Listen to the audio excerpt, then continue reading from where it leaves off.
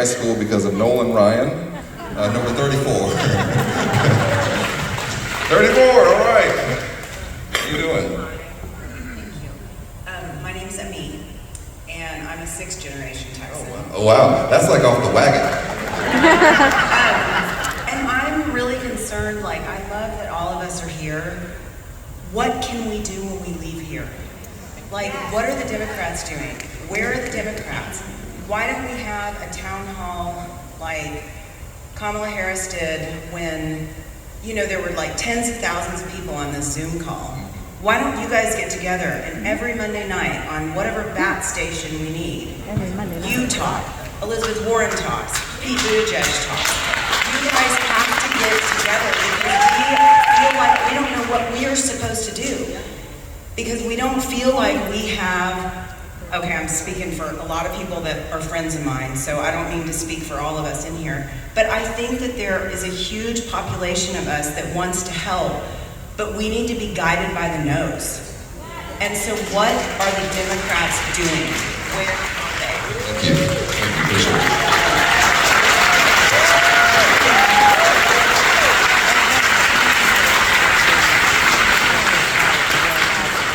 I do want to say that I hope you feel better just being here. Because one thing that I've always believed is that doom scrolling on your phone, and even not even just doom scrolling, just read the news, hell, it is depressing. And you can start to feel like, is that who we are? Like, are we that small? Are we that narrow-minded? And you'll think, maybe it is, that's all I see.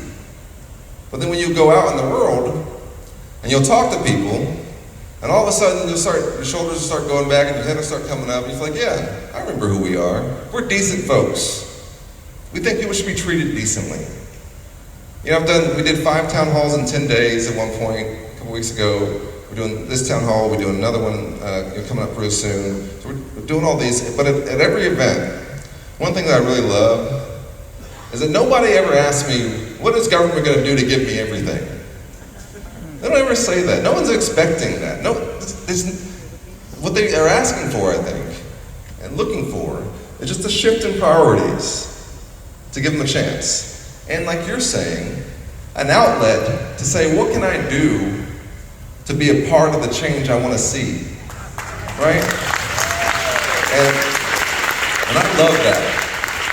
That's why I went into voting rights work. I would go register voters, my staff's gonna get mad at me, but I would go register voters and I would go to these guys. There was 3 guys who were outside of the MLK Center, Tony, in South Dallas, and they were out there every day. And I was like, I'm gonna go register them today.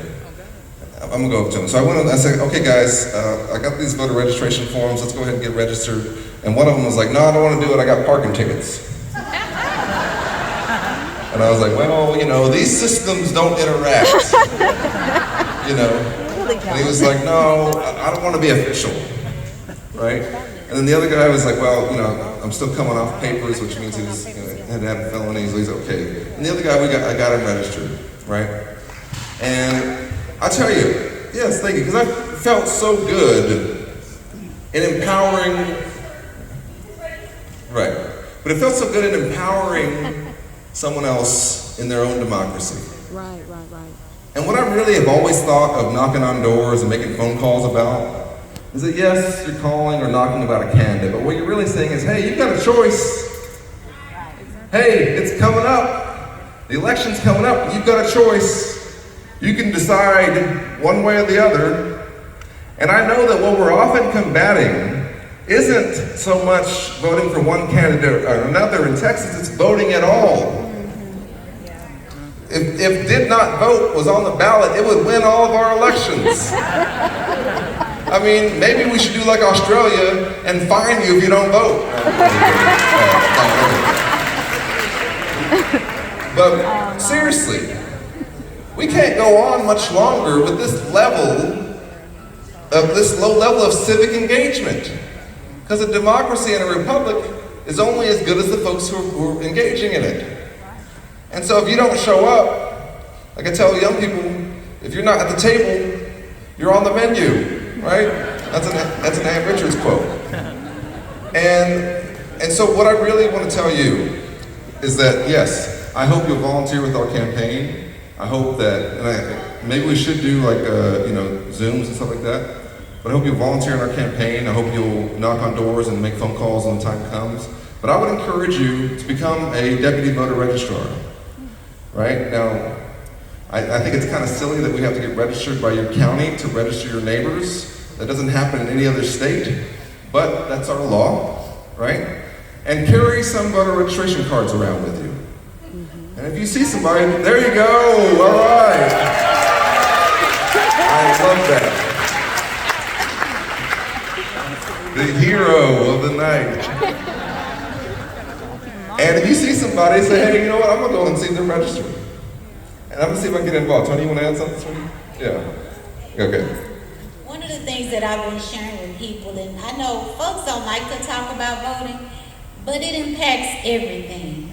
And we have a lot of people registered here in Texas. I tell people all the time, Texas is not a red state, it's a non-voting state. It's a non-voting state. And what we have to do is equate voting to everyday life. People don't understand how politics impacts everything. I'll talk to people and they'll say, I don't do politics. I say, well, you may not do politics, but politics will do you. And so you have to understand, you have to equate it. You know, there's a documentary on Netflix called The G Word, and President Obama is the executive director. And it talks about government, and it even talks about how the USDA was created. People don't even understand what you eat is government. So it impacts everything from the cars you drive, the streets you walk on, and until people understand that. You know, back in the day, we used to always say, people died, but it's unfortunate. This generation don't respect that. And so now we have to, take it another way. We have to make people understand this is why it's important. It's very frustrating. Just this past 2 weeks, this week, we just recently passed my heart just dropped when she talked about the women's rights here in the state of Texas. We just recently passed another bill that would create these vigilantes if someone gets an abortion pill from out of state. And the problem is when you sit in there, and I'm just saying this, I'm so grateful to be elected, and I'm so honored, and I know it's a privilege. We have 150 members of the Texas House of Representatives, and I've been blessed to be one. But sometimes when you sit in there and it's just 62 of you, and you have to go against 88, all the way, you already know how the votes are gonna go every time. And so until we get our people out, and again, you have to educate. I know it's important to register, but we have a lot of people registered. If the ones that are registered, we get out and vote. But that's why it's more about education, and that's what I'm planning on doing in my district. It's really more education about voting because people don't understand it. I'm gonna say this one last thing, like sometimes I may be in a grocery store, and if I see a young person or someone may be using their SNAP card, I just bring a conversation about it. Oh, I don't vote. And then I just have to explain to them, that's a government program that is, which politicians are the ones making the decision on it. So I just wanted to encourage everyone, just educate people and just explain to them why it's important. And then hopefully, and I think that also people are watching what's going on and people are feeling it. So I'm hoping that if we educate people and the people are a little bit more motivated this time around. So thank you. That's right. The last thing I'll say is, don't give up hope.